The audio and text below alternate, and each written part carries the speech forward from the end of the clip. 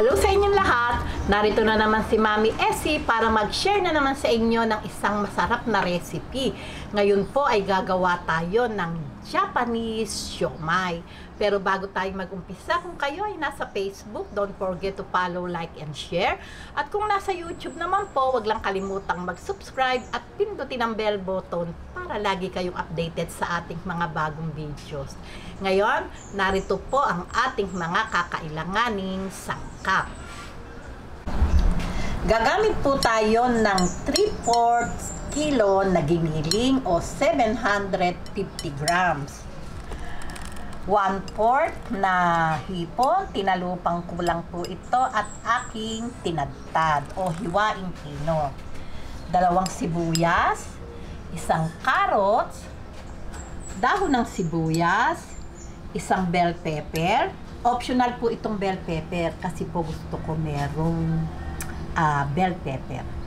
2 eggs, seasoning powder, 1 tablespoon na asin, 1½ teaspoon na pamintang pino, 1 teaspoon garlic powder, 2 tablespoon na oyster sauce.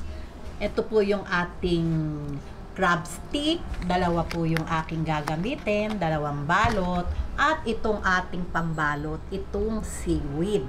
Okay, ngayon, umpisahan na po natin yung pagtitimpla ng ating masarap na Japanese siomai. Okay, ngayon, timplahin na po natin. Una po muna nating ilagay itong hipon at saka itong ating pampalasa para po mamix siya. Ayan.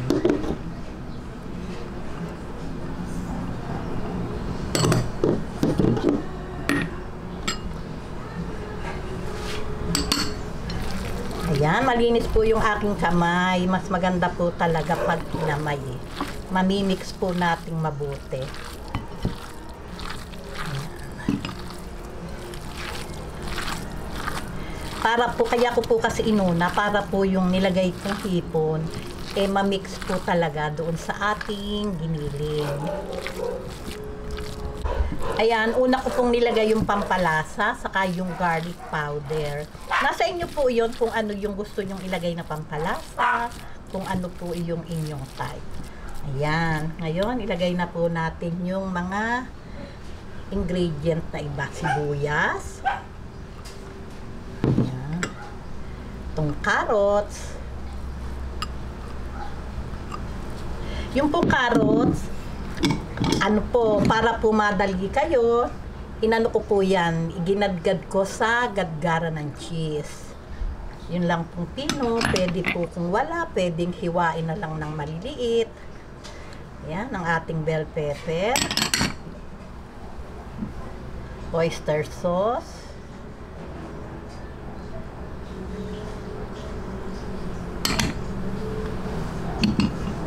Lagay natin ang egg.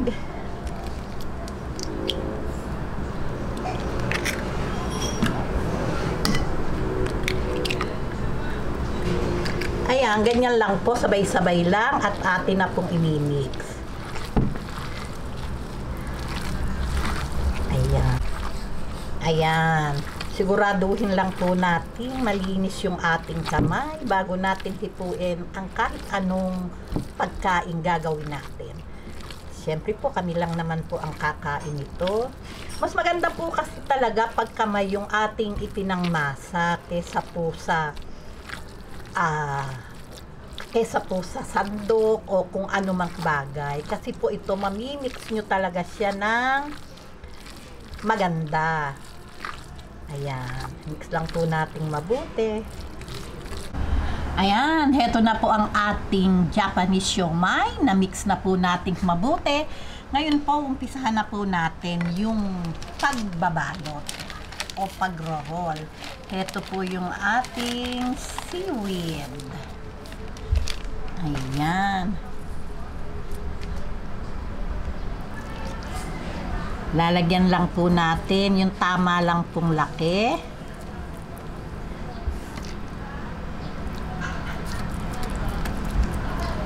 Ayan, lalagyan lang po natin sa dulong side.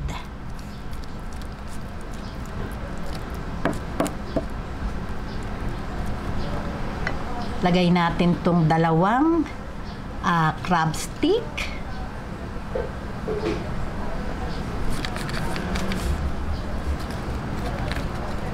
Atin lang tong igalot. Ayan, ganyan lang po.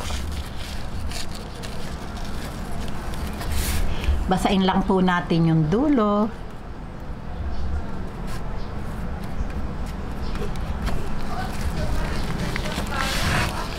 Ayan, ganyan lang pong kadali.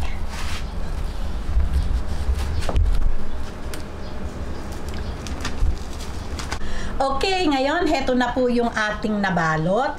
Ngayon po, ipaseset lang po natin to sa ating freezer ng 30 to 1 hour. Pero hindi po natin to patitigasin. Ipaseset lang po natin to para madali po siyang hiwain.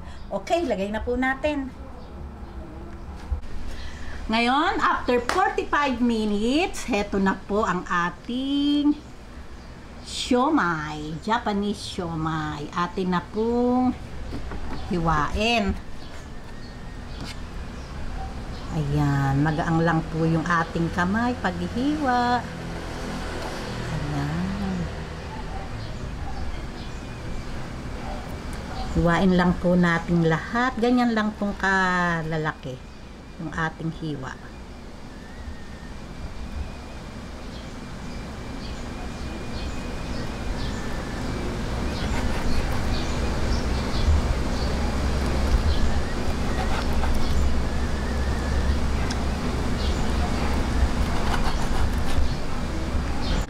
Ayan, ganito lang pong kalalaki yung ating gagawing hiwa para po maganda.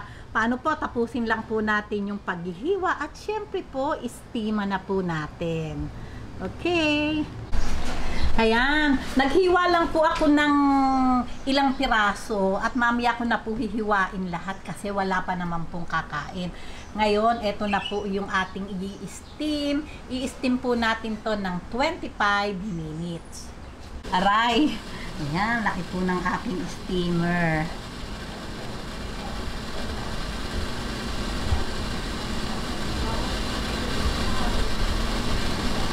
Ayan. Ayan, ngayon po, i-steam po natin to ng 25 minutes. Ngayon po, magbabalik po ako after 25 minutes.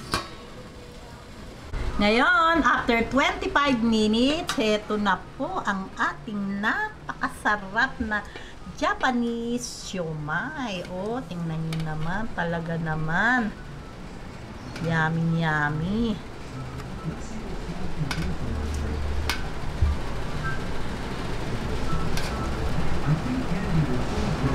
Okay, ngayon, heto na po yung ating Japanese siomai. Siyempre po, meron tayong chili garlic na ginawa.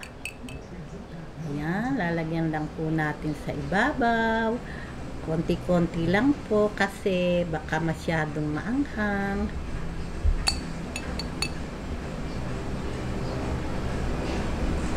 Ayan.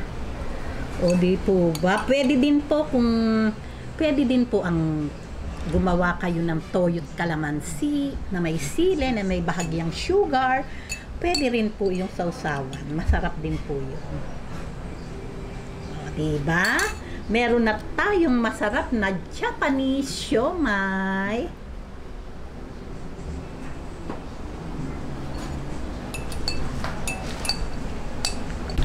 Oh, heto na po.